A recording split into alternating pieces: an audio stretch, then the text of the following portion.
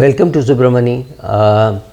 I'm going to talk about a little controversial topic, and please like my videos, please subscribe, please press the bell icon, and please share it with your friends, relatives, cousins, whoever it is.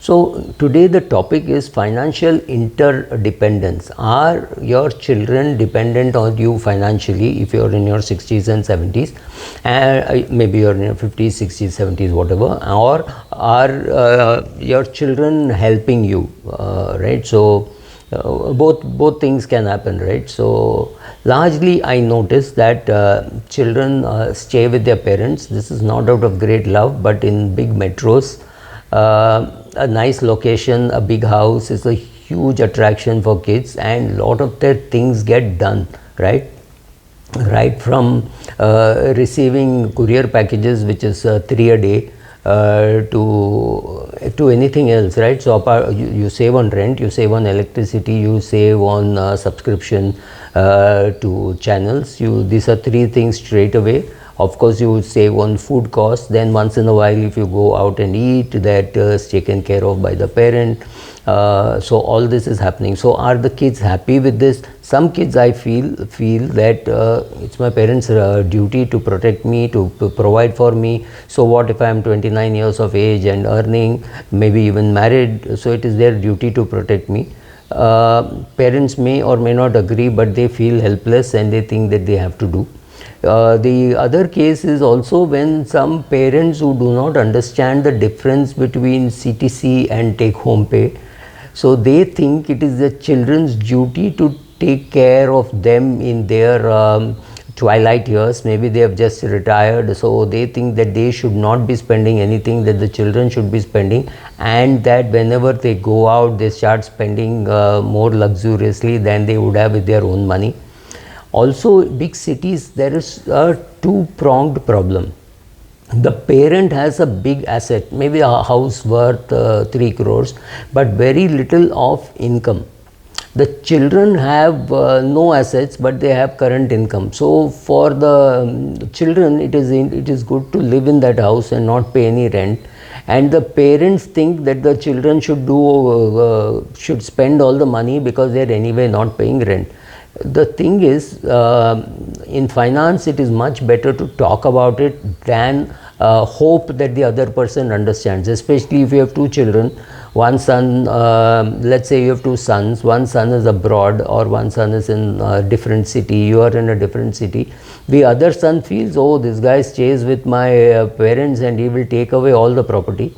Whereas the guy staying with the parents feels, I am looking after my dad, I am doing all this, for that I am not getting enough appreciation.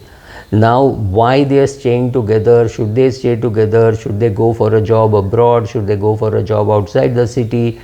Does it really matter when your parents are in their 60s and 70s, or does it matter only when they are in their 80s and 90s? These are all philosophical and social questions. I am not even getting into it. But there are kids who think it is the parents' duty to support them, and there are parents who support them not just for their basic needs but also for their luxuries, including vacations, etc. Now, if this vacation is because the parents want the company of the kids, it's different, but it is because the kids don't want to spend their own money for whatever reasons, or kids are spending too much on other things, then you have to draw the line as to how much you will help and how much you will not. A friend of mine has told his son and daughter, at 22, I want you out of the house. If you have finished your education, you go to earn and live on your own, but your medical insurance I will continue to pay, because he doesn't want them to miss out on some big medical emergency and say, oh, I didn't have money to pay the premium. So he has agreed to pay their health insurance premium and nothing else. Nothing else he supports them. He says, if you can afford a car, you can afford to pay the car premium. I will not pay. I will pay your medical insurance premium till you are 30 years of age or 28 years of age or whatever he has put. He says, beyond that, don't expect me to do anything else for you. Some people do it, some people don't do it. Some people say, anyway, it's my money. Why should I delay the giving. Whatever small time I'm giving now, it's fine, so I will pay all for. I also know a family where the father is really well off and he pays for one annual vacation to a foreign country. It has to be a foreign land. Any of the children can pick up the location. All the 8 of them will go. The father pays for everything, and it's a good luxury vacation that they do take.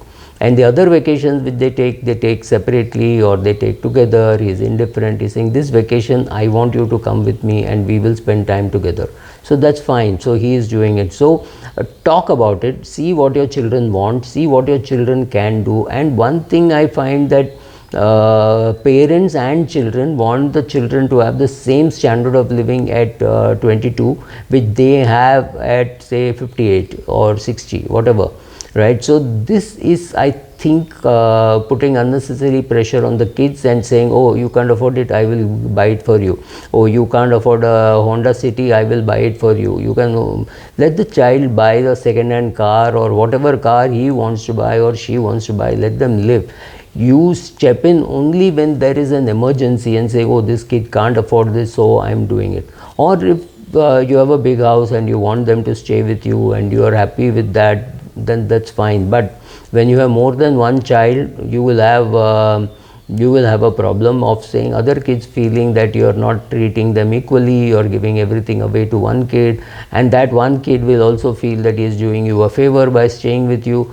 Don't let that attitude perpetuate, right? So you say, okay, I'm now 70 years of age, I'm moving to a senior citizen home, and this house I'm selling. The other problem which I see is somebody who has given, somebody who has 2 houses, has given one house on friendly rent to his daughter, who now can't afford to pay a higher market rent. She just can't afford. So the father is now stuck saying, look, I want cash, I want to sell that house is worth so much. But the daughter can't afford to buy, nor can she afford to pay market rent. Now since she is staying there, the father does not feel like throwing her out, because he knows he cannot afford to, she cannot afford to buy. So the father sold off his own house and moved into a senior citizen home, which was not his first choice. And now he is stuck saying, look, if I need cash, I don't have too many assets. I have only one asset which my daughter is using, and my daughter is not paying enough rent.